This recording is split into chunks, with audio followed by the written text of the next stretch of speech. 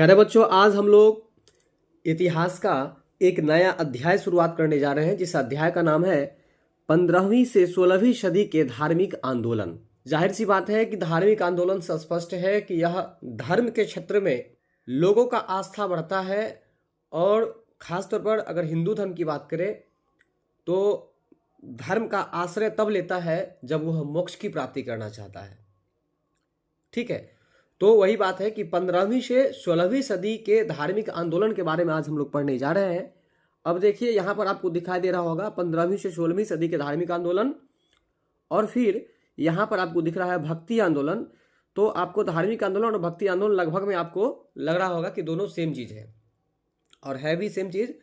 ठीक है, तो भक्ति के शरण में कब जाता है लोग? जब वो मोक्ष की प्राप्ति करना चाहता है। तो भक्ति के क्षेत्र में आंदोलन बढ़ा, नए नए भक्ति आंदोलन की प्रतिपादक भी आए, भक्ति की अलग अलग धाराओं का भी जन्म हुआ, जैसे कि निर्गुण धारा, सगुण धारा।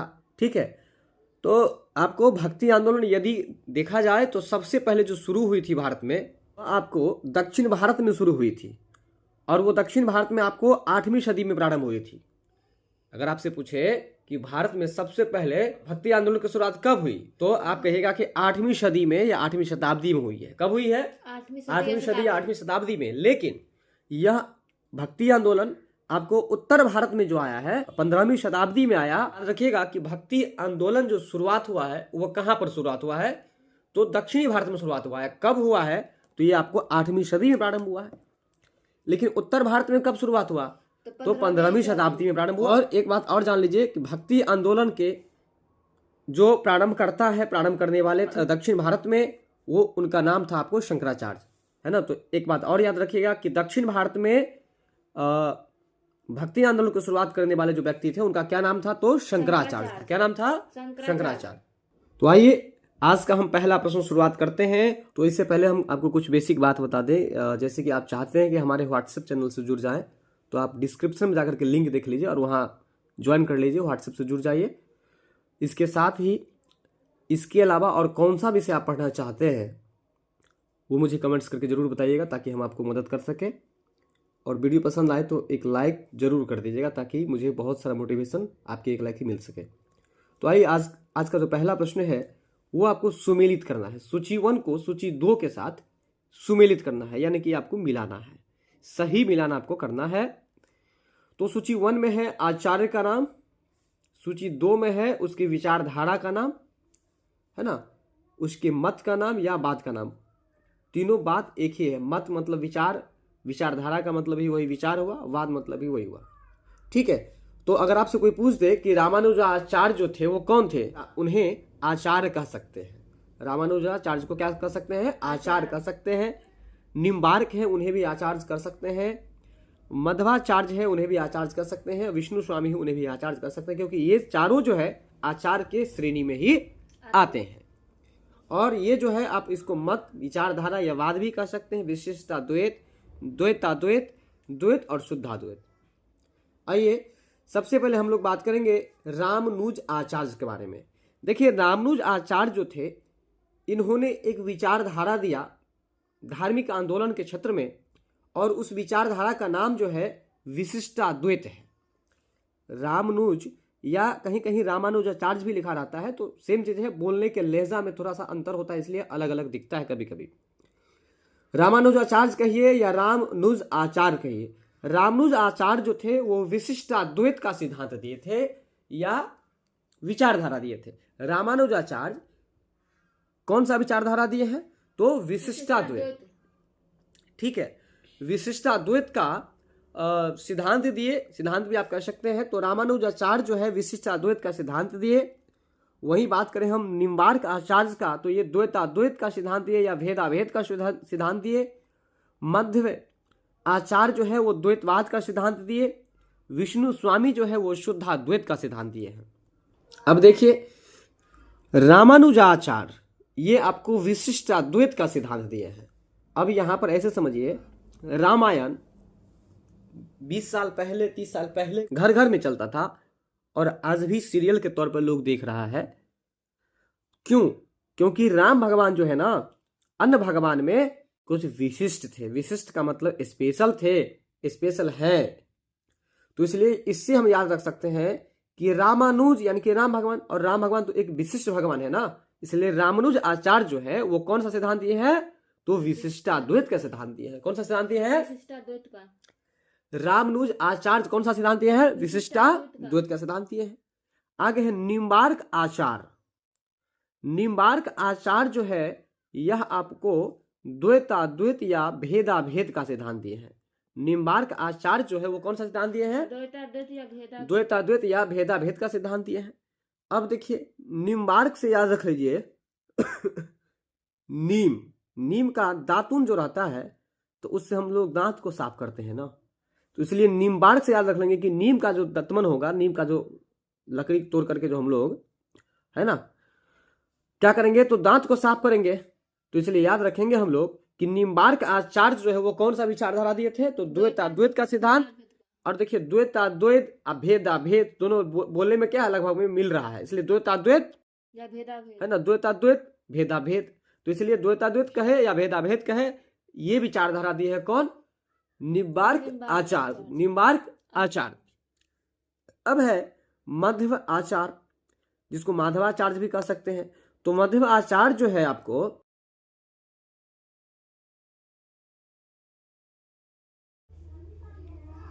इसके बाद है आपको मध्व आचार्य।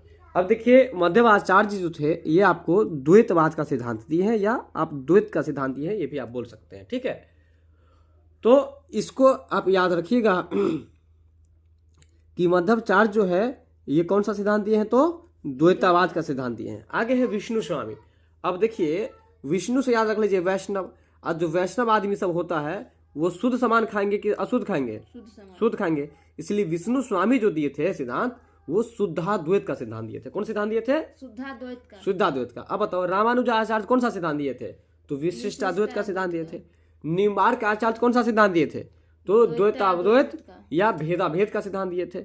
मध्वाचार्य कौन सा सिद्धांत दिए थे, तो द्वैतवाद का सिद्धांत दिए थे। विष्णु स्वामी शुद्धाद्वैत का सिद्धांत दिए थे। तो ये प्रश्न तो याद हो गया होगा। चलिए चलते हैं अब हम लोग अगले प्रश्न पर। अब जो आपका अगला प्रश्न है भक्ति आंदोलन के प्रारंभिक प्रतिपादक। अब देखिए ये बात तो हम आपको बता ही दिए कि भक्ति आंदोलन की शुरुआत की अगर बात करें तो इसकी शुरुआत दक्षिण भारत में शंकराचार्य किए हैं, लेकिन यहां पर लिखा है कि भक्ति आंदोलन के प्रारंभिक प्रतिपादक कौन थे। ठीक है, तो भक्ति आंदोलन के प्रारंभिक प्रतिपादक जो थे वो आपको रामानुज आचार्य थे। कौन थे, रामानुज आचार्य। अब आपके मन में यह एक आशंका आया होगा कि यहाँ पर भक्ति आंदोलन जो हम बताए थे शुरुआत के हेडिंग में ही, तो वहां पर शंकराचार्य बताए थे। तो भाई ये याद रखना है कि दक्षिण भारत में भक्ति आंदोलन के जो प्रवक्ता थे, भक्ति आंदोलन के जो प्रारंभिक प्रतिपादक थे वो शंकराचार्य थे। लेकिन यहाँ जो बात हो रही है भक्ति आंदोलन के प्रारंभिक प्रतिपादक तो बोल रहा है, लेकिन ये नहीं बता रहा है यहाँ पर कि उत्तर भारत का या दक्षिण भारत का। तो इस परिस्थिति में थोड़ा सा है ना अस्त व्यस्तता की बात हो रही है, तो इसको जरा हम पहले आपको क्लियर करते हैं। अब देखिए आपको हेडलाइन में हम बताए थे कि भक्ति आंदोलन की शुरुआत दक्षिण भारत से हुई है, जो कि 8वीं सदी में हुई है, और जिसके प्रतिपादक यानी कि शुरुआत करने वाले शंकराचार्य थे। तो उस हेडलाइन के अनुसार यदि देखिएगा तो यहाँ पर शंकराचार्य आप ढूंढिएगा, लेकिन ऑप्शन में शंकराचार्य तो नहीं है ही नहीं। तो जब नहीं है तो उस परिस्थिति में आप याद रखिएगा कि जब भक्ति आंदोलन का प्रारंभिक प्रतिपादक आपसे पूछे, क्या पूछे, भक्ति आंदोलन का प्रारंभिक प्रतिपादक यदि पूछे है ना, तो उसका आंसर आप रामानुज आचार्य दीजिएगा या रामानुजाचार्य दीजिएगा। क्या दीजिएगा, रामानुजाचार्य, है ना। रामानुजाचार्य कब दीजिएगा, जब शंकराचार्य ऑप्शन में नहीं होगा। यानी कि भक्ति आंदोलन के प्रारंभिक प्रतिपादक कौन थे, तो रामानुजाचार्य थे। कौन थे, रामानुजाचार्य थे। ठीक है, भक्ति आंदोलन के प्रारंभिक प्रतिपादक जो थे वो रामानुजाचार्य थे। ठीक है, यहाँ तक। दूसरा बात ये याद रखिएगा कि रामानुजाचार्य जो थे उनका जन्म आपको आंध्र प्रदेश में हुआ है, जिसकी राजधानी हैदराबाद है। ठीक है, और वहीं आपको हम निम्बार्क आचार्य के बारे में बता दें, इनका भी जन्म जो है मद्रास में हुआ है। इनका जन्म कहाँ हुआ है, मद्रास में हुआ है। पंजाब में भक्ति आंदोलन के अग्रदूत थे। अब बताइए सबसे पहले कि यहाँ पर किस राज्य की बात हो रही है, पंजाब के। पंजाब में भक्ति आंदोलन के अग्रदूत कौन थे, अग्रदूत तो समझते हैं ना, हाँ, अग्रदूत का मतलब आप आगे बढ़ाने वाला, मतलब पंजाब में जो आप भक्ति आंदोलन को जो आगे बढ़ाया है वो कौन आगे बढ़ाया है, ठीक है। तो पंजाब में भक्ति आंदोलन को जो आगे बढ़ाया है उनका नाम है आपको गुरु नानक। और इसी वजह से आप याद रखिएगा कि गुरु नानक जी का फोटो कभी भी जो देखिएगा ना तो आप क्या देखिएगा पता है कि उनके सर पर मुरेठा रहता है। क्या रहता है? मुरेठा, यानी कि पंजाबी का ये पहचान है।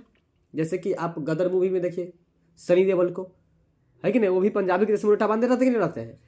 तो इसलिए याद रखिएगा कि पंजाब में भक्ति आंदोलन के जो है अग्रदूत कौन थे, तो आपको नानक जी थे। कौन थे? नानक। और नानक का मतलब हो गया आपको जो है सो, है ना, गुरु नानक। क्या हुआ? गुरु नानक। और पंजाब की राजधानी कहाँ है? चंडीगढ़।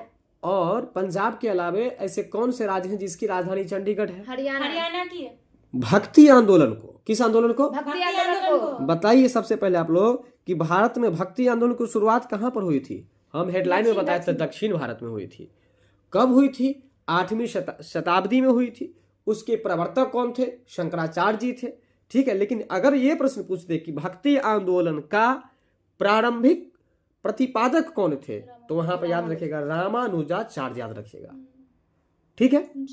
आइए, प्रश्न है कि भक्ति आंदोलन को दक्षिण भारत से लाकर, बता दिए ना कि शुरुआत कहां पर हुई थी? दक्षिण भारत में। तो दक्षिण भारत में शुरुआत हुई, तो दक्षिण भारत से लाकर उत्तर भारत तक प्रचारित करने का श्रेय किसे दिया जाता है? मतलब उत्तर भारत तक लाया और उसका प्रचार प्रसार जो करते हुए लाया, वो कौन लाए? तो रामानंद जी लाए। कौन लाए? रामानंद जी। हाँ, भक्ति आंदोलन को दक्षिण भारत से लाकर उत्तर भारत में कौन लाए? कौन प्रचार प्रसार किए? तो रामानंद जी किए, ठीक है ना। दक्षिण भारत से उठा करके और उत्तर भारत में लाने वाले भक्ति आंदोलन को कौन व्यक्ति थे? रामानंद थे। कौन थे?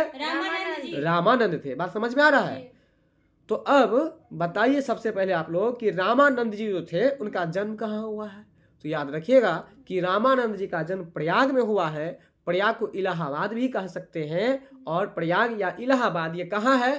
तो उत्तर प्रदेश में है। कहाँ पर है? उत्तर प्रदेश में। तो अब बताइए कि भक्ति आंदोलन को दक्षिण भारत से उठाकर उत्तर भारत में कौन लाए?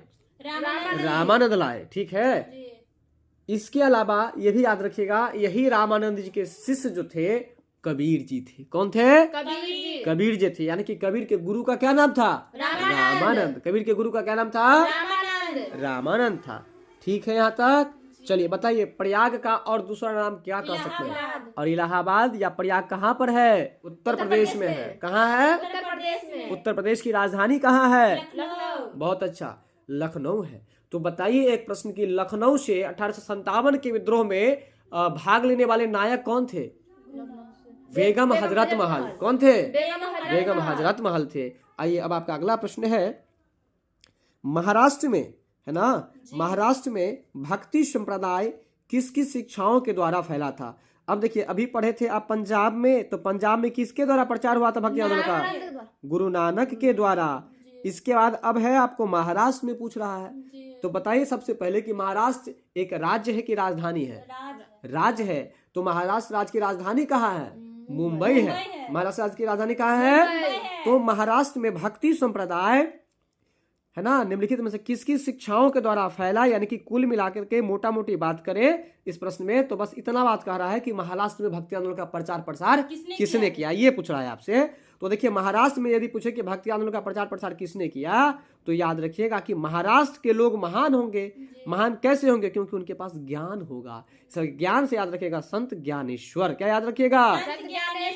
ज्ञान से याद रखिएगा ज्ञानेश्वर, यानी कि संत ज्ञानेश्वर। यानी कि महाराष्ट्र में भक्ति आंदोलन किस किस शिक्षा से, किसके माध्यम से प्रचारित हुआ? तो ज्ञानेश्वर के माध्यम से। और वो ज्ञानेश्वर तो संत न थे, महंत न थे, इसलिए याद रखिएगा कि संत ज्ञानेश्वर के माध्यम से महाराष्ट्र में भक्ति आंदोलन का प्रचार प्रसार हुआ। अब ये बता दीजिए कि पंजाब में भक्ति आंदोलन का प्रचार प्रसार किसने किया है? और ये बता दीजिए फटाफट से, तेजी में बताइएगा कि दक्षिण भारत से भक्ति आंदोलन को उठाकर उत्तर भारत में किसने लाया? रामानंद ने। रामानंद जी के शिष्य का नाम बताइए? कबीर। यानी कि कबीर के गुरुजी का क्या नाम था? रामानंद जी का जन्म कहाँ हुआ है? प्रयाग में हुआ है। देखिए नहीं याद रखा ऐसा समझिए, रामानंद नाम का कोई व्यक्ति होगा, पराग खाएगा वो, इसलिए याद रखिए कि रामानंद जी का जन्म कहाँ पर हुआ है? प्रयाग में। अगला प्रश्न है कि कबीर के गुरु कौन थे? अब देखिए कबीर के बारे में चर्चा हो रही है ना। कबीर के गुरु कौन थे? तो देखिए कबीर के गुरु जो थे वो रामानंद था, अभी तो जस्ट चर्चा किए थे ना। और वो जो रामानंद जी थे ये आपको किस भक्ति के थे? तो देखिए भक्ति का जो है आपको दो धारा है, एक शगुन धारा, एक निर्गुण धारा। शगुन धारा का मतलब जिसमें आपके भगवान का आकार है, आप कहते हैं ये राम है, ये कृष्ण है। अब जिस भगवान के माथा पर चंद्रमा रहता तो आप कहते हैं ये शंकर भगवान है, हाथ में चक्र होना है तो वो विष्णु भगवान है। तो आप कोई ना कोई आकार देते हैं तो ये सगुन भक्ति में आ गया, जिसमें भगवान का कोई आकार दिया गया वो सगुन भक्ति हो गया। और जिस भक्ति धारा में भगवान का कोई रूप ही नहीं माना गया है तो उसको निर्गुण माना गया है। निर्गुण बात समझ में, मतलब जिसमें भगवान का कोई रूप कोई आकार नहीं हो, बात समझ में आ रहा है, तो वो निर्गुण धारा कहलाएगा। तो कबीर के गुरुजी का क्या नाम है? रामानंद। और वो जो रामानंद जी थे इनका जन्म कहाँ हुआ था? प्रयाग में। और प्रयागराज कहाँ है? इलाहाबाद में। इलाहाबाद कहाँ है? उत्तर प्रदेश में है। तो रामानंद जी जो थे वो सगुन भक्ति के थे, है ना, वो सगुन भक्ति के थे। बात समझ में आ रहा है कि नहीं आ रहा है? याद रखिएगा, अगर नहीं याद रहे तो ऐसे समझिए कि राम भगवान का नाम ले लेंगे तो सगुन बन जाएगा ना। कहीं भी हम लोग यात्रा पर जाते हैं तो सगुन बना के जाते हैं तो सगुन बन जाएगा, इसलिए रामानंद जी थे वो आपको शगुन भक्ति के थे।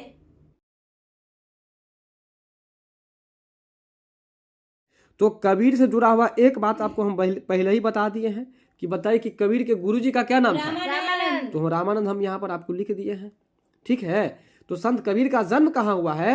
तो याद रखिएगा इनका जन्म जो है ना ऑप्शन में या तो मगहर रह सकता है या आपको वाराणसी भी रह सकता है ना। क्या क्या रह सकता है? या तो मगहर रहेगा या वाराणसी। ठीक है, संत कबीर का जो जन्म हुआ है वो आपको वाराणसी में हुआ है या आपको मगहर भी ऑप्शन हो सकता है, ठीक है। तो याद रखिएगा। अब देखिए नहीं याद रखा तो ऐसे समझिए कबीर है नहीं तो कबीर में लगा हुआ है वीर। अब वीर तो दूसरे को हरा ही नहीं देगा, तो मगहर हरा देगा, मगहर हरा देगा। कौन? कबीर, वीर है, इसलिए मगहर रह सकता है। दूसरा बात ये याद रखिएगा कि कबीर में वीर, वीर तो वाराणसी, वीर तो वाराणसी, यानी कि संत कबीर का जन्म कहाँ हुआ था? तो मगहर या वाराणसी में। चलिए अब आपका अगला प्रश्न है, निम्नलिखित में कौन सा वाक्य दक्षिण भारत के भक्ति आंदोलन के संदर्भ में सत्य है? अब देखिए यहाँ से हम बहुत जबरदस्त प्रश्न सीखने वाले हैं, थोड़ा सा लॉन्ग टर्म होगा लेकिन इसको याद करना पड़ेगा, दूसरा तो कोई उपाय भी नहीं है। तो इसका सही उत्तर आपको हो जाएगा 1 और 3, ठीक है। और क्या उत्तर है? तो इसका नेतृत्व जो है कई लोकप्रिय संतों के द्वारा किया गया। सही बात है। कह रहा है कि यहाँ प्रश्न समझिए, बीपीएससी लेवल का है, यूपीएससी लेवल का प्रश्न सब ध्यान से सुनिए। ये आपको कह रहा है कि कौन सा वाक्य है जो दक्षिण भारत के भक्ति आंदोलन के संदर्भ में सही है। किसके बारे में कह रहा है आपको? यानी कि नीचे जो लाइन लिखा हुआ है वो लाइन किससे जुड़ा हुआ है? दक्षिण भारत के भक्ति आंदोलन से जुड़ा हुआ है ना। तो दक्षिण भारत के भक्ति आंदोलन के बारे में कौन सही है? तो देखिए पहला सही है। क्या है? तो इसका नेतृत्व कई लोकप्रिय संतों के द्वारा किया गया। तो बताइए दक्षिण भारत में जो भक्ति आंदोलन का प्रचार प्रसार किया गया वो लोकप्रिय संत के द्वारा किया गया कि नहीं किया गया? किया गया, तो सही बात है। दूसरा है कि इसने जाति व्यवस्था का विरोध किया था, यानी कि कहा कि देखो भक्ति आंदोलन, अगर भक्ति में आंदोलन लाना है तो जाति पाति को खत्म करो, जाति पाति पर ध्यान नहीं देना है, यानी कि जाति व्यवस्था का इसमें विरोध किया गया था। याद रखिएगा कि भक्ति आंदोलन में क्या विरोध किया गया था? जाति पाति का विरोध किया गया था। भक्ति आंदोलन में किसका विरोध किया गया था? जाति व्यवस्था का, यानी कि जाति पाति का विरोध किया गया था, ठीक है। और 2 और 4 जो है ये आपको गलत है, तो इसको पढ़ना ही नहीं है हमको, क्योंकि 2 और 4 भी जरा एक बार देख लेते हैं। इसके समर्थक संस्कृत में बोलते थे और लिखते थे। नहीं, ऐसा नहीं है कि सब संस्कृत में बोलते थे या लिखते भी थे। चौथा है कि इसके प्रचार प्रसार महिलाएं सक्रिय रूप से भाग नहीं लेते थे। ऐसा भी नहीं कि महिलाएं नहीं लेती थी, महिला भी लेती थी। महिलाएं लेती थी तभी तो आपको, जैसे ये मीराबाई सब आई है, मीराबाई तो वही थी ना, महिला ही थी ना। बात समझ में आ रहा है? तो ये बात आपको गलत है। 1 और 2, 1 और 4 सॉरी 1 और 3 सही हो जाएगा, ठीक है। तो बताइए कि दक्षिण भारत के भक्ति आंदोलन की शुरुआत किसने किया था? शंकराचार्य। और शंकराचार्य का नाम शंकराचार्य कैसे पड़ा? तो शंकराचार्य जी के पिताजी जो थे वो शंकर भगवान के पुजारी थे, इसी कारण से अपने बेटा का नाम शंकर रखा, बेटा का नाम क्या रखा? शंकर रखा, और वही शंकर पढ़ लिख करके आचार्य बन गया, तो इसलिए उनके नाम में लग गया शंकराचार्य। अगला प्रश्न है, चैतन्य महाप्रभु, चैतन्य महाप्रभु किस संप्रदाय से जुड़े हुए थे? तो याद रखिएगा कि चैतन्य महाप्रभु जो थे वो आपको गौड़ीय संप्रदाय से जुड़े हुए थे। किस संप्रदाय से जुड़े हुए थे? चैतन्य महाप्रभु किस संप्रदाय से जुड़े हुए थे? अब देखिए, महादेव जो है, महादेव के पत्नी जी का क्या नाम है? गौरी है। तो इसलिए यहाँ पर ध्यान रखना है कि चैतन्य महाप्रभु, महाप्रभु हम लोग कहते हैं ना कि देवों के देव महादेव, तो महादेव कौन है? महादेव है जी, नहीं, देवों के देव महादेव महादेव है, तो महादेव को हम महाप्रभु मन में मान लेंगे, तो महाप्रभु मान लेंगे। तो इसी से याद हो जाएगा कि चैतन्य महाप्रभु, तो चैतन्य महाप्रभु किस संप्रदाय से जुड़े हुए थे? तो महाप्रभु जैसे ही आ गया समझ लेंगे महाप्रभु, वरना प्रभु में भी प्रभु कौन है? महाप्रभु, तो महादेव है, तो महादेव की पत्नी का नाम गौरी, इसलिए चैतन्य महाप्रभु किस संप्रदाय से जुड़े हुए थे? तो गौड़ीय संप्रदाय से जुड़े हुए थे। किस संप्रदाय से जुड़े हुए थे? चैतन्य महाप्रभु किस संप्रदाय से जुड़े हुए थे? तो गौड़ीय संप्रदाय से जुड़े हुए थे। ठीक है, तो चैतन्य महाप्रभु किस संप्रदाय से जुड़े हुए थे? गौड़ी संप्रदाय से जुड़े हुए थे। इसके बाद आइए अगला प्रश्न है, पुष्टि मार्ग। कौन सा मार्ग है? पुष्टि मार्ग के दर्शन की स्थापना किसने किया? है ना, कौन सा मार्ग है पहले ये बताइए। देखिए, पुष्टि मार्ग के दर्शन की स्थापना किसने किया? तो इसका राइट आंसर आपको हो जाएगा वल्लभाचार्य ने, है ना। किसने किया? वल्लभाचार्य ने किया। पुष्टि मार्ग दर्शन के जो प्रतिपादक थे वो कौन थे? वल्लभाचार्य जी थे। ठीक है ना। अब देखिए इसको कैसे याद रखेगा। पुष्टि मतलब याद रखे हष्ट पुष्ट, और जो हष्ट पुष्ट रहेगा तुम्हारे जैसे तो बल रहेगा ना, तो इसलिए वल्लभाचार्य। ठीक है, तो पुष्टि मार्ग के प्रतिपादक कौन हुए? पुष्टि मार्ग के प्रतिपादक कौन हुए? वल्लभाचार्य हुए। कौन हुए? चलिए, तो एक बार फटाफट से आप बता दीजिएगा कि पुष्टि मार्ग के प्रतिपादक कौन है?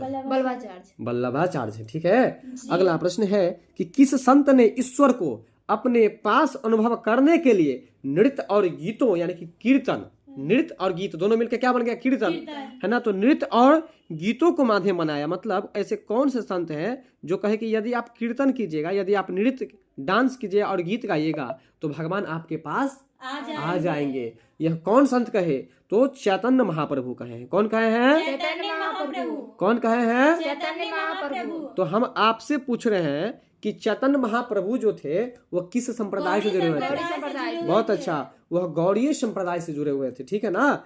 तो बताए कि किस संत ने, कौन संत थे जो कि आपको अपने पास ईश्वर का अपने पास फीलिंग करने के लिए, अनुभव करने के लिए वह कहे कि कीर्तन करो, नृत्य करो, है कि नहीं, गीत गाओ, गुणगान करो उनका, तब जाकर के ईश्वर आपके पास आएंगे। तो किसने कहा? चैतन्य महाप्रभु ने कहा। महादेव जी जो थे, नहीं, महादेव जी जो थे वो भी तो नृत्य करके दिखाते थे, तभी तो अपने एकादशी व्रत किए हुए दिन पार्वती को दिखाए हैं।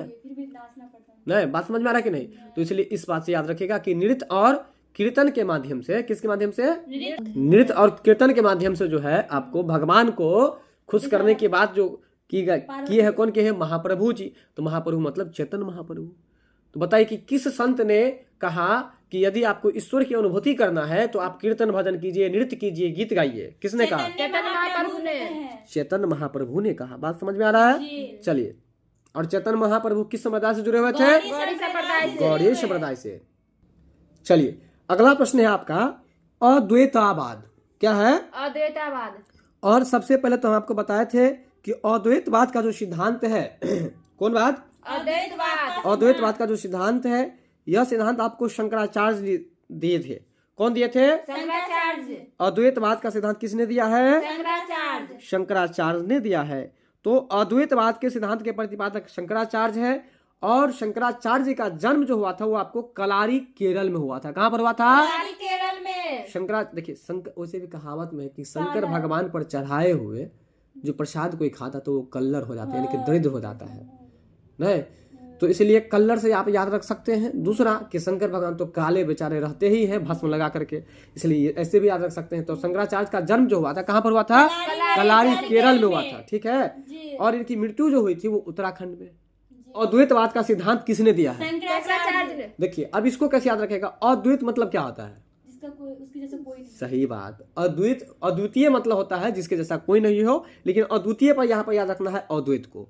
तो जिसके जैसा कोई नहीं हो, तो देवों के देव महादेव, महादेव के जैसा कोई नहीं है, जी तो सबसे इस अलग है। सबसे अलग है। तो इसलिए याद रखेगा कि अद्वैत मतलब याद रखेगा अद्वितीय, और अद्वितीय भगवान कौन है, तो महादेव है। इसलिए महादेव से याद रखेंगे कि उनका पर्यायवाची, महादेव का पर्यायवाची शंकर होता है, यानी कि अद्वैतवाद के सिद्धांत के प्रतिपादक कौन है, तो शंकराचार्य है। और शंकराचार्य जी का जन्म कहाँ हुआ है, तो कलारी केरल में हुआ है। इनकी मृत्यु कहाँ पर हुई है, तो उत्तराखंड में हुई है।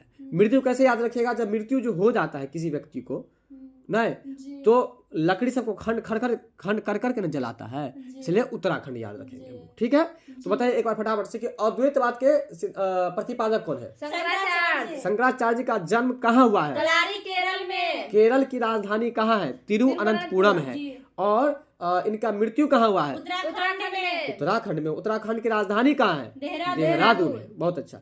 आइए अब आपका अगला प्रश्न है, निम्न संतों का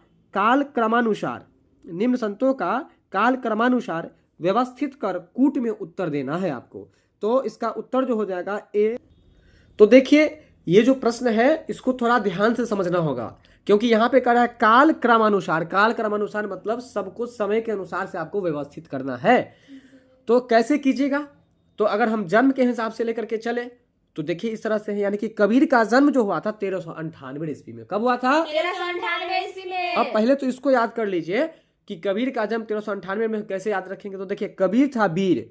अब वीर आदमी को तो शरीर में ताकत खूब होगा, तो उसको जो 1-2 फैट लगियो जाएगा तो अंठिया न देगा। तो इसलिए याद रखिए कि कबीर का जन्म कब हुआ है, 1398 ईस्वी में। नानक जी का जन्म हुआ है 1469 ईस्वी में। मतलब ऐसे समझ लीजिए कि नानक मतलब नाना के जाएंगे तो हम लोग उन्हीं से उन्हीं करेंगे ना, नहीं तो उन्हीं से उन्हीं करेंगे। उन्हीं से उन्हीं मतलब 69, यानी कि 1469। ठीक है, इसका है चैतन्य जी का जो जन्म हुआ है आपको याद रखिएगा 1486 में जन्म हुआ है ना, 1486 ईस्वी में जन्म हुआ है। इसके बाद है आपको तुलसीदास जी का जन्म कब हुआ। देखिए तुलसीदास जी का जन्म 1511 ईस्वी में हुआ है। तो अब सबसे पहले यहाँ पर ये समझ लीजिए कि देखिए कबीर का जन्म कब हुआ है, 1398 में। उसके बाद किन का जन्म हुआ है, गुरु नानक जी का 1469 में। इसके बाद चैतन्य का जन्म हुआ है 1486 में, है ना। तो देखिए 4 से चैतन्य आज 6 से 86, तो इसलिए 1486 में चैतन्य का जन्म हो गया। और तुलसीदास का जन्म हुआ है 1511। देखिए तुलसीदास जी मात्र एक ही व्यक्ति थे जिनका नाम तुलसीदास था, लेकिन अभी के समय में देख लीजिएगा राम किसी का नाम है तो 100 नाम है, लेकिन तुलसीदास नाम सुने हैं आज तक, एक ही व्यक्ति था। तो एक से याद रख लीजिएगा कि एक शुरू में भी और एक अंत में भी, यानी कि 1511। यानी कि तुलसीदास जी का जन्म कब हुआ, 1511 में। अब बताएंगे आप कि कबीर का जन्म कब हुआ, 1398 ईस्वी में। 1398 में। अब आप बताएंगे कि गुरु नानक का जन्म कब हुआ, 1469 में। अब आप बताएंगे कि चैतन्य का जन्म कब हुआ, 1486 में। अच्छा तुलसीदास का जन्म कब हुआ, 1511 ईस्वी में। तो अब जो है इसको व्यवस्थित रूप से जो कीजिएगा तो सबसे पहले 1398 वाला आएगा, फिर 1469 वाला आएगा, फिर 1486 वाला, और सबसे अंत में 1511 वाला। तो अब बताइए कि काल क्रमानुसार ये समझ गए कि नहीं समझ गए आप। चलिए अब आपका अगला प्रश्न है, गीत गोविंद के रचयिता कौन है। देखिए गीत गोविंद के जो रचयिता है, गीत गोविंद एक रचना का नाम है, एक लेख का नाम है, और इसके जो रचयिता हैं एक कृति भी कह सकते हैं। तो गीत गोविंद के जो रचयिता है वो कौन है, तो जयदेव है। गीत गोविंद का रचयिता कौन है, जयदेव। अब देखिए कहीं जो गीत गोविंद होगा, गीतनाथ जो होगा, तो वहाँ जय जयकार तो लगेगा ना, तो इसलिए गीत गोविंद का रचयिता कौन है, जयदेव जी है ना। गीत गोविंद का रचयिता कौन है, जयदेव है। अगला प्रश्न है, भक्ति आंदोलन के दौरान असम में, अब देख लीजिए भक्ति आंदोलन के दौरान कहाँ पर, असम में। बताइए असम राज्य की राजधानी कहाँ है, दिसपुर है। तो असम में किसने इस आंदोलन का प्रतिनिधित्व किया था, तो असम में शंकर देव ने किया था। किसने किया था, भक्ति आंदोलन के द्वारा असम में इस आंदोलन का प्रतिनिधित्व किसने किया था, शंकर देव ने किया था। कहाँ पर, असम राज्य में। अब देखिए ना असम लगा हुआ है, अ मतलब नहीं, असम का मतलब तो समझ में करते हैं बराबर। तो यानी कि किस भगवान के बराबर कोई भगवान नहीं है, बताइए तो आप। शंकर के बराबर में कोई बराबर नहीं है, नहीं, देवों के देव महादेव है। तो इसलिए याद रखिएगा इसी बात से कि भक्ति आंदोलन के द्वारा असम में जो इस आंदोलन का प्रतिनिधित्व किया है, मतलब इस आंदोलन को जो प्रचार प्रसार किया है वो कौन किया है, तो शंकराचार्य नहीं, याद रखिएगा शंकर देव ने किया है। किसने किया है, शंकर देव ने। कहाँ पर, असम राज्य में। असम राज्य में भक्ति आंदोलन का प्रचार प्रसार जो किया है वो शंकर देव ने किया है। किसने किया है? शंकरदेव ने किया शंकर देव ने किया है। बात समझ गए ना? जी। अगला प्रश्न है गुरु नानक से संबंधित है कि गुरु नानक का धर्म उपदेश है ना? गुरु नानक का धर्म उपदेश है। बात समझ में आ रहा है? तो गुरु नानक का जो धर्म उपदेश है मानव बंधुत्व का, यानी कि गुरु नानक जी का कहना है कि भक्ति आंदोलन का प्रचार प्रसार तो कीजिए ही, लेकिन सभी लोग, सभी जाति, भिन्न भिन्न जाति हो लेकिन विचार भिन्न भिन्न नहीं हो। यानी कि सब कह रहा है कि बंधुत्व का बात रखिए। बंधुत्व मतलब भाईचारा का बात रखिए, सब आपस में भाई भाई बन करके रहिए। किसने कहा है? तो गुरु नानक ने। तो गुरु नानक का धर्म उपदेश क्या था? मानव बंधुत्व का। बंधु मतलब भाई बहन।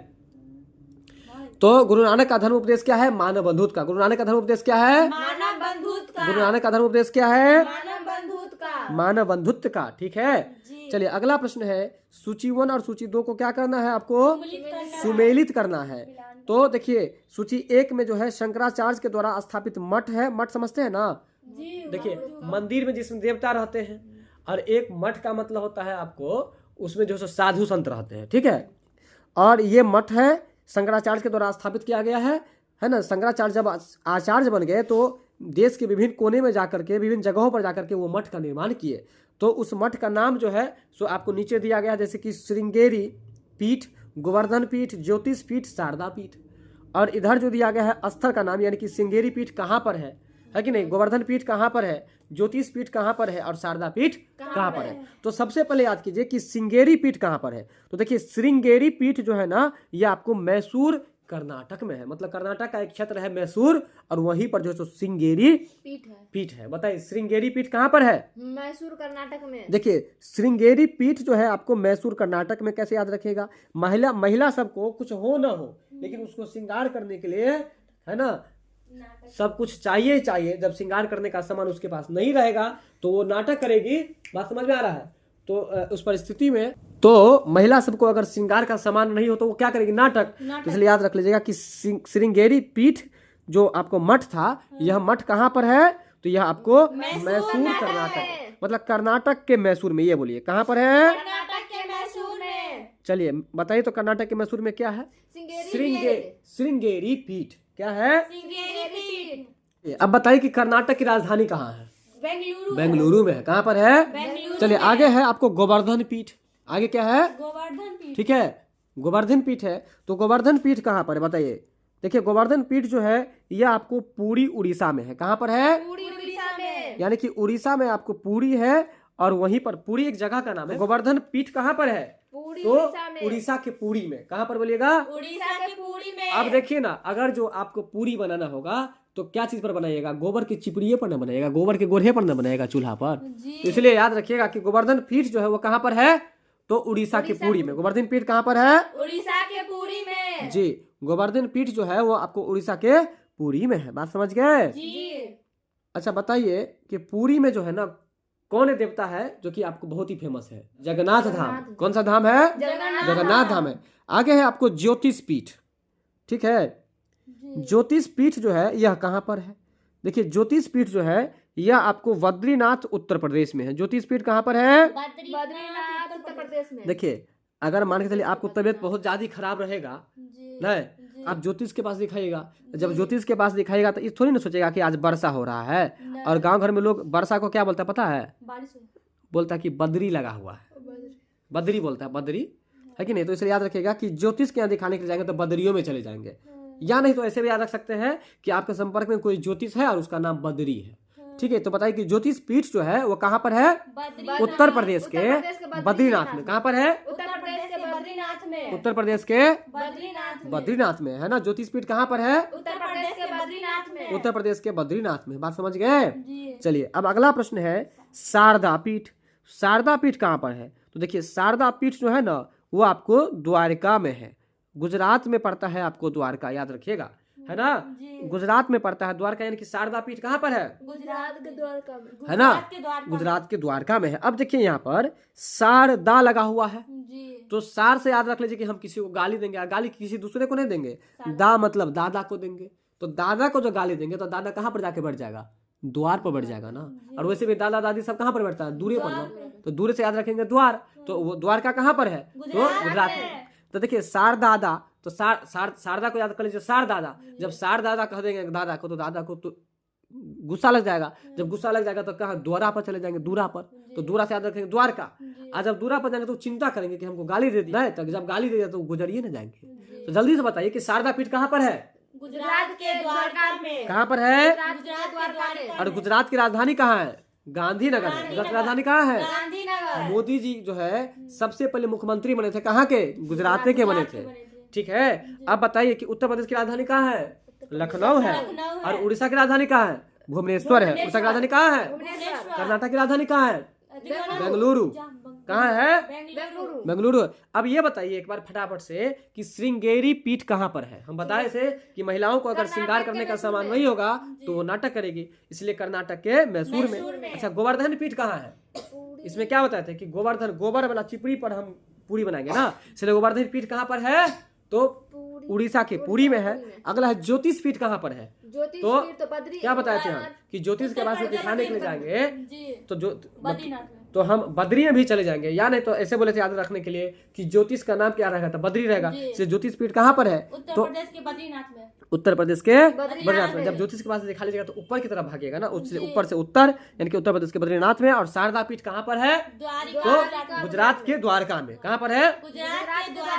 गुजरात के द्वारका में है शारदा पीठ। बात यहाँ तक समझ में आ गया? चलिए, अगर आप चाहते हैं कि हमसे जुड़ जाए तो आप व्हाट्सएप चैनल से भी जुड़ सकते हैं। डिस्क्रिप्शन में जाकर के देख लीजिए, वहाँ पर लिंक है, ज्वाइन कर लीजिए और व्हाट्सएप से जुड़ जाइए ताकि हर वीडियो का नोटिफिकेशन आप तक तुरंत आसानी से पहुंच सके। आपको वीडियो कैसा लगता है और इसके अलावा कौन सा विषय आप पढ़ना चाहते हैं, ये मुझे कमेंट्स करके जरूर बताइएगा। कमेंट्स में लिखिएगा जरूर क्या सुधार करना चाहिए ताकि आपको और भी अच्छा लगे, ये भी आप जरूर बताइएगा। सूची 1 को सूची 2 से आपको सही मिलान करना है, ठीक है? तो सूची 1 में संतों के नाम दिए गए हैं, जैसे कि वल्लभाचार्य, चैतन्य महाप्रभु, मीराबाई, नामदेव। वहीं सूची 2 की अगर हम बात करें तो इन सब संतों के कार्य क्षेत्र के बारे में दिया गया है। अर्थात ये हुआ कि दिए गए संत किन किन क्षेत्रों में अपना कार्य किए हैं, किन किन क्षेत्रों में भक्ति आंदोलन में अपना योगदान दिए हैं, इन क्षेत्रों को आपको याद करना है, समझना है, ठीक है? वल्लभाचार्य जी जो है यह आपको उत्तर प्रदेश और राजस्थान जैसे 2 राज्यों में भक्ति आंदोलन के अंतर्गत अपनी भूमिका प्रदान किए हैं। अब समझिए वल्लभाचार्य जी किन किन क्षेत्रों में अपना योगदान दिए हैं? उत्तर प्रदेश और राजस्थान में। उत्तर प्रदेश और राजस्थान में। तो उत्तर प्रदेश और राजस्थान में ये क्या किए हैं? तो भक्ति आंदोलन के अंतर्गत अपना अपना योगदान दिए हैं। अभी हम किस संत के बारे में पढ़ रहे हैं? वल्लभाचार्य के बारे में पढ़ रहे हैं। वल्लभाचार्य जो है अपना योगदान किन किन राज्यों में दिए हैं? उत्तर प्रदेश में और राजस्थान में दिए हैं। बात समझ रहे हैं ना? उत्तर प्रदेश और राजस्थान में दिए हैं। कहाँ कहाँ दिए हैं? उत्तर प्रदेश और राजस्थान में। तो इसको ऐसे याद रख लीजिएगा। देखिए, उत्तर प्रदेश का ले लीजिए ऊ और राजस्थान का ले लीजिए रा। तो ऊ और रा को जोड़ के बोलिए तो जरा उड़ा। अब देखिए, बल वाला जो आदमी रहेगा और सामने जो कमजोर आदमी रहेगा, दोनों में जो लड़ाई करवा दीजिए तो बल वाला आदमी क्या करेगा? सामने वाला को उड़ाइए ना देगा। तो उरा से याद कर लीजिए, ऊ से उत्तर प्रदेश और रा से राजस्थान। यानी कि जैसे आएगा वल्लभाचार्य तो याद कीजिएगा कि सर क्या बोले थे? बल वाला आदमी है ना, उड़ाइए देगा एक के बार। उड़ा यानी कि उत्तर प्रदेश और राजस्थान, यानी कि बल वाला आदमी है, बलगर है, सामने वाला को उड़ा देगा। उत्तर प्रदेश और राजस्थान में यह अपना योगदान दिए थे। इसके बाद जो है इनका नाम है चैतन्य महाप्रभु। क्या नाम है? देखिए, चैतन्य महाप्रभु जी जो है यह आपको बंगाल में अपना योगदान दिए हैं। चैतन्य महाप्रभु अपना योगदान कहाँ दिए हैं? चैतन्य महाप्रभु अपना योगदान कहाँ दिए हैं? जी, चैतन्य महाप्रभु जो है बंगाल में अपना योगदान दिए हैं। तो अब देखिए, चैतन्य से याद कर लीजिए, ध्यान दीजिए। चैतन्य महाप्रभु के बारे में एक प्रश्न हम पीछे पढ़ाए थे आपको। क्या पढ़ाए थे पता है? पढ़ाए थे कि चैतन्य महाप्रभु किस संप्रदाय से जुड़े हुए थे? जी, गौड़ी तो गौड़ीय संप्रदाय से। ठीक है। जी तो गौड़ीय संप्रदाय से जुड़े हुए थे। तो अब यहाँ पर याद रखिएगा, चैतन्य से जुड़ा हुआ एक बात यदि पहले से याद है कि यह गौड़ीय संप्रदाय से जुड़े हुए थे, तो एक बात और याद रख लीजिएगा कि गौरी और महादेव ये दोनों का फोटो कभी भी देखिएगा तो दोनों एक दूसरे के बगल में ही रहते हैं, जी जी जी बगल में ही रहते हैं। तो यदि चैतन्य महाप्रभु के बारे में इतना बात याद हो गया है कि वो गौरी संप्रदाय से जुड़े हुए थे, तो आप गौरी से ही जोड़ लीजिए कि गौरी को महाप्रभु जी तो बगले में न रखेंगे महादेव जी। इसलिए चैतन्य महाप्रभु भक्ति आंदोलन के क्षेत्र में कहाँ पर योगदान दिए थे? बंगाल में बंगाल में। वही अब बात करें वल्लभाचार्य के बारे में तो कहाँ पर योगदान दिए थे? राजस्थान में। इसके बाद है आपको मीराबाई। देखिए मीरा बोलिएगा, मीरा। वैसे भी मीराबाई का जन्म तो राजस्थान में ही हुआ था, ये याद रखिएगा। और साथ में मीरा में रा रहा है तो रा से राजस्थान। तो बताइए मीराबाई जो है अपना योगदान कहाँ पर दिए थे? राजस्थान में दिए थे। इसके बाद है नामदेव। देखिए नामदेव बताइए नाम कौन करेगा? जो नाम करेगा वो महान होगा, जो नाम करेगा वो महान होगा। यानी कि नामदेव संत जो थे वह अपना योगदान कहाँ पर दिए हैं? महान से याद रखिएगा, महाराष्ट्र। महान से क्या याद रखिएगा? महाराष्ट्र। नामदेव जो है यह आपको किस क्षेत्र में अपना योगदान दिए थे? महाराष्ट्र में। अच्छा बताइए कि ये लोग जो अपना योगदान दिए हैं वो किस आंदोलन के दौरान दिए हैं? भक्ति आंदोलन के दौरान। भक्ति आंदोलन के दौरान दिए हैं। तो बताइए नाम कौन व्यक्ति करेगा? जो महान होगा। तो अब आप लोगों से हम पूछे तो बताए तो फटाफट से कि वल्लभाचार्य जी जो थे वह अपना योगदान कहाँ पर दिए थे? पूरा राजस्थान और उत्तर प्रदेश राजस्थान। चैतन्य महाप्रभु बंगाल में। बताए थे ना कि चैतन्य महाप्रभु जो है सो गौड़ीय संप्रदाय से जुड़े हुए थे।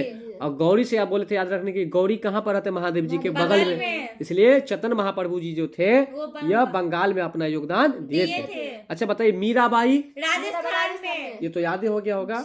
इनका जन्म कहाँ हुआ था मीराबाई का? राजस्थान में। अच्छा नामदेव जो संत थे यह अपना योगदान कहाँ दिए थे? महाराष्ट्र में। याद हो गया ना? चले आगे। जी बहुत अगला प्रश्न है, निम्नलिखित में से किस भाषा को लोकप्रिय बनाने में कवि चंडीदास का योगदान था? अब देखिए हम लोग एक कवि के बारे में पढ़ रहे हैं, उस कवि का नाम है चंडीदास। क्या नाम है भाई? चंडीदास।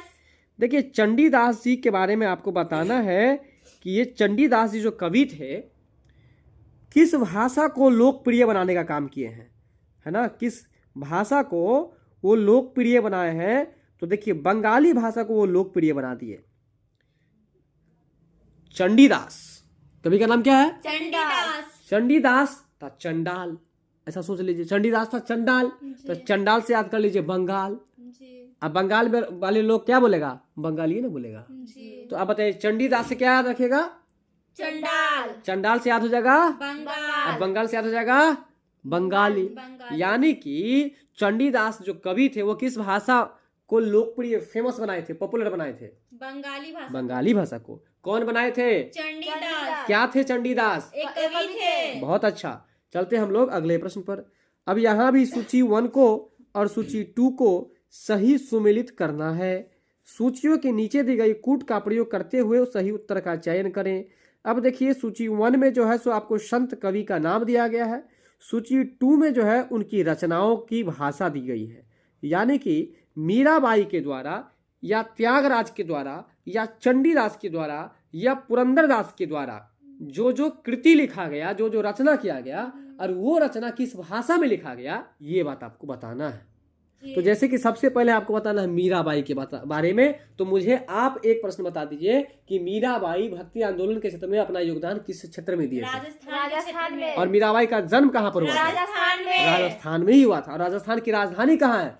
जयपुर है। अब आपको याद करना है कि मीरा देवी के द्वारा जो रचना लिखी गई, जो कृति लिखी गई, वह लेख किस भाषा में लिखी गई है? याद रखना है आप लोगों को कि मीराबाई जो कुछ रचना लिखे हैं, बहुत सारी रचनाएं हैं उनका, तो जो भी रचना लिखे हैं उनमें किस भाषा का प्रयोग किए हैं? हिंदी भाषा का। तो इसलिए मीराबाई जो भी रचना किए वो किस भाषा में रचना किए हैं? हिंदी भाषा में किए हैं। कृष्ण भगवान का कहना है मीरा से कि जब तुम मेरा नाम लेती हो तो मैं तो खुश होता ही हूँ, लेकिन जब तुम अपना ही नाम लोगी तो मुझे और ज्यादा खुशी मिलेगी। तो इसलिए कृष्ण भगवान कहते हैं मीरा तुम अपना ही नाम लो।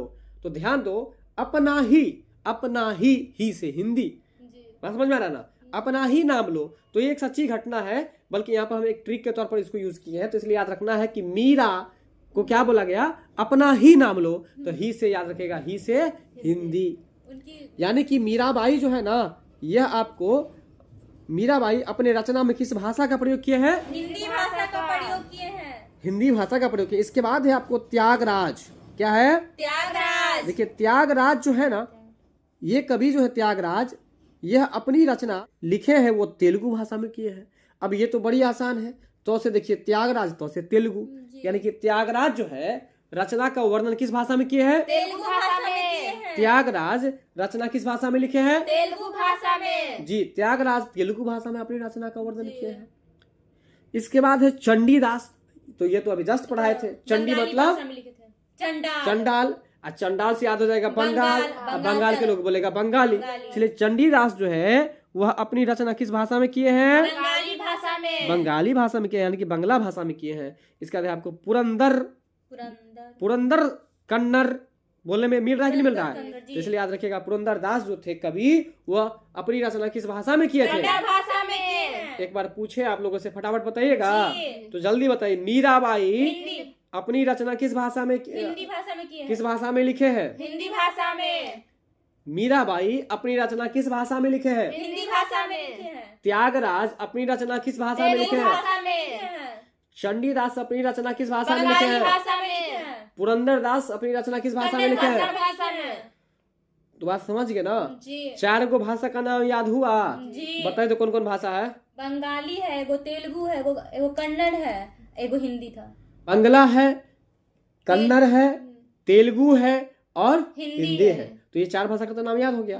लेकिन आपको याद रखना है कि संविधान के 8वीं अनुसूची में कितने भाषाओं का वर्णन किया गया है, 22 भाषाओं का वर्णन किया गया। प्रश्न है आपका, भक्ति को है ना दार्शनिक आधार प्रदान करने वाले प्रथम आचार्य कौन थे। अब देखिए भक्ति को कौन सा आधार बताया है, दार्शनिक आधार। दार्शनिक आधार का मतलब क्या हुआ, दर्शन, यानी कि भक्ति को ऐसा मार्ग बताया जिसमें आपको सभी कुछ का दर्शन हो जाएगा, इसलिए उसको दार्शनिक आधार कहा गया। कौन सा आधार कहा गया, दार्शनिक आधार। कौन सा आधार कहा गया, दार्शनिक आधार। दार्शनिक आधार का मतलब समझे, मतलब वह दर्शन का एक स्रोत हो गया। भक्ति जो है वह दर्शन का एक स्रोत बताया। आपको बताए थे हम हेडलाइन में ही कि भक्ति आंदोलन जो हुआ उसका मुख्य कारण ये था, सबका कहना था, आपको क्या कहना था कि भक्ति करो मोक्ष की प्राप्ति होगी, भक्ति करो मोक्ष की प्राप्ति होगी। तो वही बात यहाँ पर है कि भक्ति को जो है ना दार्शनिक आधार मान लिया है। बात समझ में आ रहा है, भक्ति को जो है दार्शनिक आधार प्रदान करने वाले कौन आचार्य से पहला आचार्य का नाम आपको बताना है, तो उनका नाम था आपको रामानुजाचार्य। क्या नाम था, रामानुज आचार्य, रामानुज आचार्य। यानी कि भक्ति को दार्शनिक आधार प्रदान करने वाले जो प्रथम आचार्य थे वो कौन थे, रामानुजाचार्य। पता है पूरा प्रश्न बोलना है। भक्ति को दार्शनिक आधार प्रदान करने वाले प्रथम व्यक्ति, प्रथम आचार्य कौन थे, रामानुजाचार्य जी, रामानुजाचार्य। तो बताइए कि भक्ति को कौन सा आधार प्रदान कर रहे हैं यहाँ पर, कौन, रामानुजाचार्य। क्या चीज को दार्शनिक आधार प्रदान कर रहे हैं, भक्ति को। तो अब बताइए पूरा प्रश्न को पढ़िए, बताइए पढ़ के। भक्ति को दार्शनिक आधार प्रदान करने वाले प्रथम आचार्य कौन थे, तो कौन थे बताइए। बहुत अच्छा, रामानुजाचार्य। बात समझ में आ गया। अगला प्रश्न है आपका, महापुरुषीय धर्म कौन सा धर्म है, महापुरुषीय धर्म एक शरण संप्रदाय। देखिए महापुरुषीय धर्म, आप 2 शब्द देख रहे हैं, यह आपको शंकर देव द्वारा शुरू किया गया एक वैष्णव संप्रदाय है। बात समझ में आ रहा ना। अगर कोई पूछे कि महापुरुषीय धर्म शब्द क्या है, तो आप कहिएगा कि ये महापुरुषीय धर्म जो है यह शंकर देव के द्वारा शुरू किया गया एक वैष्णव संप्रदाय है। क्या बोलिएगा, शंकर देव द्वारा शुरू किया गया एक वैष्णव संप्रदाय है। तो ये जो है, अब बताइए कि महापुरुषीय धर्म जो है वह क्या है, तो आप कहेगा कि यह एक संप्रदाय है। तो यह संप्रदाय किसके द्वारा शुरू किया गया, शंकर देव के द्वारा शुरू किया, शंकर देव के द्वारा शुरू किया गया। महापुरुषीय धर्म क्या है, शंकर एक देव के संप्रदाय द्वारा- है, जी। यानी कि आप कहेगा कि एक संप्रदाय संप्रदाय है है। जो कि शंकर देव के द्वारा शुरू शुरू किया गया। ठीक है, तो इस संप्रदाय को आप पंथ भी कह सकते हैं। तो इसलिए याद रखिएगा कि महापुरुषीय धर्म जो है एक पंथ का नाम है, एक संप्रदाय का नाम है। बात समझ में आ रहा है? तो वही ब्रैकेट में लिख दिया है कि महापुरुषीय धर्म, और ब्रैकेट में दे दिया है एक शरण संप्रदाय, यानी कि शंकर देव के द्वारा शुरू किया गया एक पंथ का नाम है या संप्रदाय का नाम है। पंथ भी कह सकते हैं या संप्रदाय भी कह सकते हैं। संप्रदाय भी कह सकते हैं। तो ये जो महापुरुषीय धर्म है, इसके संस्थापक कह रहा है आपको कि कौन है।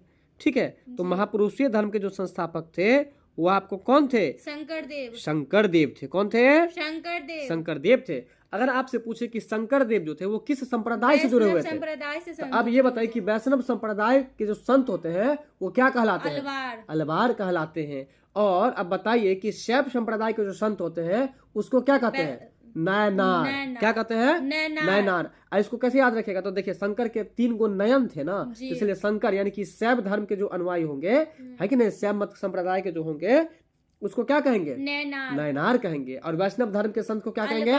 अलवार कहेंगे। नहीं ना भूलिएगा। चलिए अब आगे है कि शंकराचार्य का जन्म 788 ईस्वी में। शंकराचार्य का जन्म कब हुआ है? 788 ईस्वी में। किनके जन्म के बारे में बात कर रहे हैं? शंकराचार्य के जन्म के बारे में। शंकराचार्य के जन्म के बारे में बात कर रहे हैं। बात समझ रहे हैं? तो देखिए शंकराचार्य जी का जन्म जो है आपको 788 ईस्वी में हुआ है, और वो भी आपको केरल में हुआ है। कहाँ पर हुआ है? केरल में हुआ है। ठीक है ना। तो किनके जन्म के बारे में बात कर रहे हैं हम लोग? शंकराचार्य के जन्म स्थान के बारे में बात कर रहे हैं। शंकराचार्य के जन्म स्थान के बारे में बात कर रहे हैं। देखिए शंकराचार्य का जन्म जो है 788 ईस्वी में केरल में हुआ था। और केरल में एक जगह है जिसका उत्तर आपको कहीं कहीं कलाड़ी मिलेगा, कहीं कहीं कलाड़ी मिलता है। बात समझ में आ रहा है? हम आपको प्रश्न नंबर 12 में पीछे क्लास में बताए थे कलाड़ी, कलाड़ी या कलाड़ी दोनों मिलता है आपको। तो याद रखिएगा कि शंकराचार्य का जन्म कहाँ पर हुआ है? कलाड़ी में। और हम बताए थे और आप भी बताए थे कि शंकर भगवान पर चढ़ा हुआ प्रसाद जो कोई खाता है तो कल्लर हो जाता है। इसीलिए शंकराचार्य का जन्म जो हुआ है वो कलाड़ी में। और कलाड़ी कहाँ है? तो केरल में। केरल के कलाड़ी में या कलाड़ी में दोनों रह सकता है। तो आप एक ही समझिएगा, कलाड़ी डो और बराडो में तो कोई अंतर नहीं है ना। इसलिए शंकराचार्य का जन्म जो हुआ है केरल के किस गांव में? तो कलाड़ी गांव में, या कलाड़ी के अलावा कलादी भी रह सकता है, ये भी याद रखिएगा। तो बताइए शंकराचार्य का जन्म कब हुआ है? ये बताइए। 788 ईस्वी में। 788 ईस्वी में हुआ। और किस राज्य में हुआ है ये बताइए? केरल के कराली गांव में। केरल राज्य में। हम राज्य केवल पूछे हैं आपसे। और केरल राज्य के किस गांव में हुआ है? कलाड़ी। क्या क्या आंसर हो सकता है? कलाड़ी या कलादी भी रह सकता है, या कलारी भी रह सकता है। बात समझ में आ रहा है ना? क्या क्या रह सकता है? कलाड़ी या कलादी या कलादी। देखिए डी से डॉ होता है, डी से दो होता है ना, तो आप दोनों सेट कर लीजिए, कलाडी चाहे कलादी, या एगो कलारी भी रह सकता है। तो आप याद रखिएगा कि कलाड़ी या कलादी या कलारी। तो अब बताइए कि अभी किनके जन्म के बारे में पढ़े हैं? शंकराचार्य के जन्म। तो अब बताइए कि इनका जन्म कब हुआ है? 788 ईस्वी में। 788 ईस्वी में। अब बताइए कि किस राज्य में हुआ है? केरल राज्य में हुआ है। केरल राज्य की राजधानी कहाँ है? तिरुवनंतपुरम। अब ये बताइए केरल राज्य की किस गांव में हुआ है? तो कलाड़ी गांव में। कलाडी को और क्या क्या कह सकते हैं? और क्या कह सकते हैं? कलाड़ी। बहुत अच्छा। तो अब मिला जुला के एक ही बार बोले तो शंकराचार्य का जन्म 788 ईस्वी में केरल राज्य के कलाड़ी गांव में हुआ। बहुत अच्छा, बात समझ में आ गया जी। अब आपका अगला प्रश्न है, सभी भक्ति संतों के मध्य, पढ़िएगा जरा। सभी भक्ति संतों के मध्य एक समान विशेषता थी कि देखिए जितने भी भक्ति संत थे, भक्ति आंदोलन के जितने भी संत थे, उन संत के मध्य यानी कि संत के बीच में एक समान विशेषता थी। बात समझ में आ रहा है? जी। एक समान विशेषता थी। क्या विशेषता थी? तो उन्होंने अपनी वाणी को उसी भाषा में लिखे। उन्होंने अपनी वाणी को उसी भाषा है में ना, लिखे। उसी भाषा में लिखे जिसे उनके भक्त समझते थे। अब देखिए भक्ति आंदोलन के जितने भी संत थे उनमें कुछ समानता पाई गई। और क्या समानता पाई गई? तो समानता यह देखिएगा कि अपनी वाणी को उसी भाषा में लिखें जिसे उनके भक्त समझते थे। अब बात समझे अभी भी कि नहीं समझे? जैसे कि आप लोग हमारे विद्यार्थी हैं, हम आपको पढ़ा रहे हैं। अगर अंग्रेजी भाषा नहीं समझ पा रहे हैं तो हम आपको हिंदी भाषा में समझाएंगे। अगर आप मैथिली समझ रहे हैं, हिंदी भी नहीं समझ रहे, हम आपको मैथिली में ही समझाएंगे। बच्चा जिस भाषा में समझे। तो वही बात यहाँ पर है कि भक्ति आंदोलन के जितने भी संत थे, सभी संत में एक समानता दिखा गया, एक कॉमन देखा गया, एक समानता देखा गया। क्या देखा गया? तो जितने भी संत थे वह अपनी वाणी को उसी भाषा में लिखे, अपने वाणी को उसी भाषा में लिखे। इसका मतलब समझे? मतलब वो जो कुछ बोलता तो अपने विचार को जो कहीं भी लिखे वो किस भाषा में, तो उस भाषा में ही लिखे जिस भाषा में उसके भक्त जो थे ना वो समझते थे। उनके भक्त जो होते थे जिस भाषा को समझते थे उसी भाषा में वो अपनी वाणी को क्या कर दिए? लिख दिए। तो यह सभी भक्त संतों में एक कॉमन बात था। ठीक है, बात समझ गए?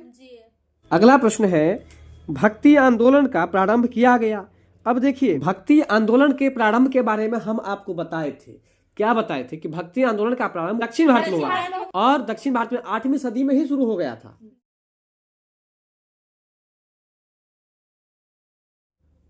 तो कहने का मतलब कि शुरुआत जो हुआ है, आपको भक्ति आंदोलन का जो प्रारंभ हुआ है उससे जो रहा है ये प्रश्न है। भक्ति आंदोलन का प्रारंभ किया गया, तो ये पूछ रहा है आपको, क्या अलवार नायनार संतों के द्वारा शुरू किया गया? क्या सूफी संतों के द्वारा शुरू किया गया? क्या सूरदास के द्वारा शुरू किया गया? क्या तुलसीदास के द्वारा शुरू किया गया? तो इसका सही उत्तर हो जाएगा आपको आलवार और नयनार। बोलिएगा जरा, आलवार और नयनार संतों के द्वारा भक्ति आंदोलन का प्रारंभ किया गया। अब बताइए कि किस आंदोलन की बात कर रहे हैं? भक्ति आंदोलन की बात की जा रही है। तो बताइए भक्ति आंदोलन का प्रारंभ जो है किस संतों के द्वारा किया गया है? नयनार संतों के द्वारा। हाँ, अलवार नयनार संतों, अलवार नहीं बोलिए, आलवार बोलिए। अलवार नयनार संतों के द्वारा भक्ति आंदोलन को शुरू किया गया जी। रामानुज के अनुयायियों को क्या कहा जाता है?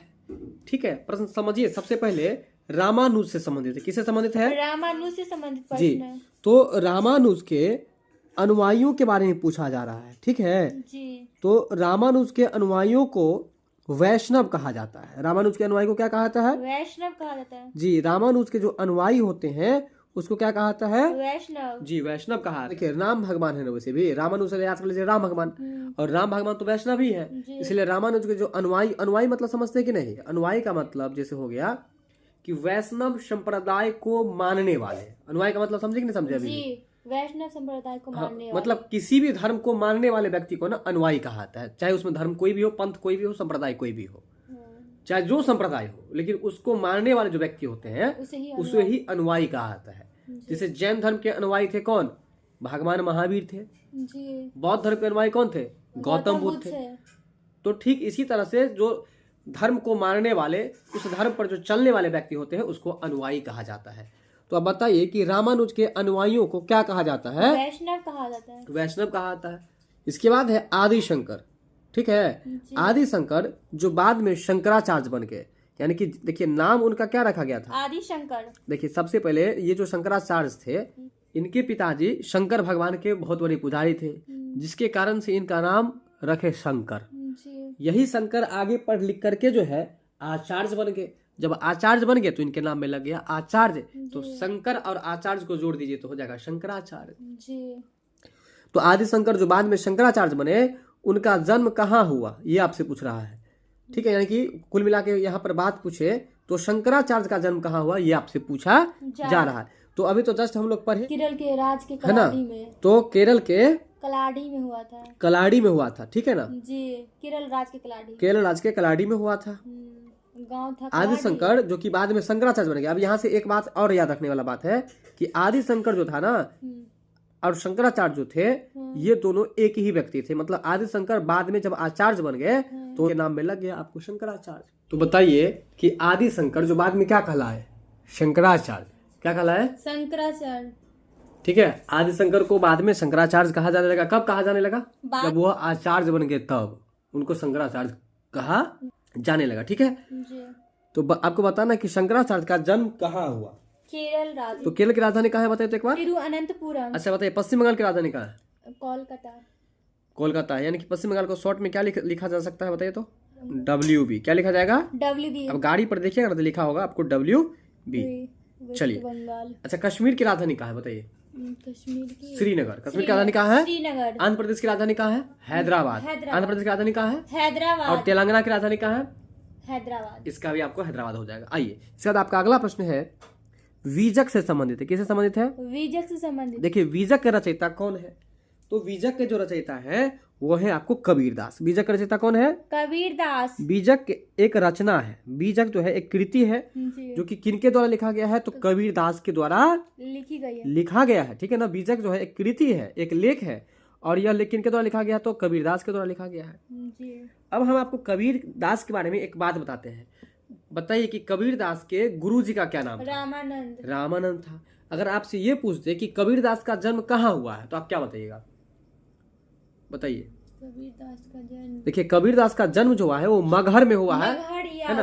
और देखिए कबीर में बीर लगा है, बीर से याद रखा, बीर तो वाराणसी जी है ना। वाराणसी के मगहर में हुआ। कहाँ पर हुआ है? वाराणसी के मगहर में। मगहर में इनका जन्म हुआ है। अगला प्रश्न है भक्ति रस, है ना। भक्ति रस कवित्री मीराबाई थी। अब देखिए मीराबाई के बारे में आपको हम पहले कुछ बात बताए हैं, मीराबाई, है ना। और मीराबाई को जानने से पहले सबसे पहले आप कवित्री को देख लीजिए। बहुत सारे एग्जाम में आपको पूछ देता है कि इनमें से कौन सा शुद्ध है। तो कवित्री में आप याद रखिएगा क है, वो है, आप पहले हर्षी का रात्रो दीर्घिकार याद रखिएगा। इसलिए कवित्री जो है इस तरह से लिखा गया, ये याद रखिएगा। कवि का स्त्रीलिंग होता है, ये भी याद रखिएगा, कवित्री, ठीक है ना। और मीराबाई जो थी वो कवित्री थी। और मीराबाई के बारे में हम आपको बताए थे कि मीराबाई जो भी कृति लिखे हैं वो किस भाषा में लिखे हैं? भाषा में लिखे हैं। नहीं ना भूलिएगा। चलिए, ये राजस्थान में इनका जन्म हुआ था, ठीक है। राजस्थान में ये अपना भूमिका भी निभाए होते भक्ति आंदोलन में। तो भक्ति रस कवित्री मतलब भक्ति रस का मतलब भक्ति में डूबी हुई। मीराबाई एकदम भक्त थी ना। तो भक्ति रस कवित्री मीराबाई थी। तो वो जो थी एक राजपूत शासक की पत्नी थी। मतलब मीराबाई जो थी ना, मीराबाई मतलब एक ही चीज समझती थी, ट्रिक से याद रखेगा। मीरा या तो मार देगी चाहे मर जाएगी। अब बताइए मर जाएगी और मार जाएगी, ये काम किसका होता था? आप बच्चे की किताब में पढ़ते होइएगा, अक्षर से क्षत्रिय, और क्षत्रिय का काम क्या होता था? युद्ध में लड़ाई करना। तो जो युद्ध में लड़ाई करेगा या तो मर जाएगा या तो मार देगा। तो मीराबाई मार देगी चाहे मर जाएगी। ऐसा भावना किस जाति के अंदर होता है? राजपूत के अंदर होता है। आप सही बताए थे। तो इसी बात से आप याद रखिएगा कि मीराबाई जो थी ना एक राजपूत शासक, शासक मतलब राजा, शासक की पत्नी थी। बात यहाँ तक समझ में आया कि नहीं आया? चलिए, इनके पति का नाम था आपको राजा भोजराज, या सीधे आप भोजराज भी कह सकते हैं। इनके पति का क्या नाम था? राजा भोजराज। और देखिए वैसे भी इनके पति युद्ध में जब मर गए तो मरने के बाद तो सबका भोज होता ही है। तो समझिए कि मीराबाई जो थी ये भी भोज करेगी। तो इसलिए जो है ना याद रखिएगा कि वो जो है इनके पति का नाम क्या था? राजा, हाँ सीधे भोजराज बोलिए या राजा भोजराज बोलिए, कोई दिक्कत नहीं है, ठीक है। और ये जो थे ना वो कहाँ के राजा थे? तो वो चित्तौड़गढ़ के राजा थे। कहाँ के राजा थे? चित्तौड़गढ़ के राजा थे। ऐसा सोच लीजिए कि इनके पति जी जो है ना चीता पर चढ़ के तब जाते थे युद्ध करने के लिए, क्योंकि राजा थे ना। मरने के बाद चीता पे बात समझ में आ रहा है? तो इसलिए याद रखिएगा कि आपको जो नहीं, ये मरने के बाद जो चीता है वो चीता नहीं, जो चीता जानवर होता है। तो भक्ति रस कवित्री जो है मीराबाई, इनके पति का क्या नाम था ये बताइए पहले आप? भोजराज था। अब ये आपको बताना है कि इनके पति जो थे इनकी मृत्यु कैसे हुई? तो युद्ध में लड़ते हुई हुई। कैसे हुई? युद्ध में लड़ते हुए। युद्ध के दौरान इनके पति का मृत्यु हो गया। अच्छा, अब ये बताना है आपको कि इनके जो पति थे जी, इनकी मृत्यु कब हुई? 1526 ईस्वी में। राजा भोजराज जो थे इनकी मृत्यु आपको 1526 यानी कि पानीपत के प्रथम युद्ध जब हो रहे होंगे उस परिस्थिति में जो है भोजराज की मृत्यु हो जाती है। वीडियो पसंद आए तो लाइक करके सब्सक्राइब जरूर कर लीजिएगा ताकि अगला नोटिफिकेशन आप तक तुरंत पहुंच सके। धन्यवाद।